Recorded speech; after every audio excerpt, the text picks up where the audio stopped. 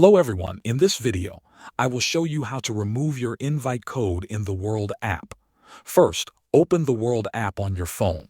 Go into the settings and scroll through the options. You will notice that there is no button or menu that allows you to delete or change your invite code. The app does not provide a way to remove it from your account. The only method to get rid of your current invite code is to uninstall the app completely. Go to your phone's app menu, press and hold on the World app, and uninstall it.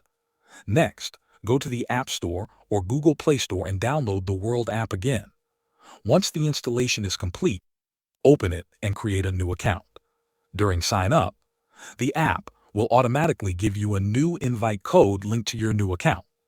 It is important to know that your old account will still keep the original invite code. There is no way to change or remove it.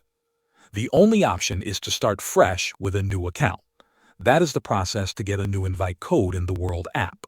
Thanks for watching.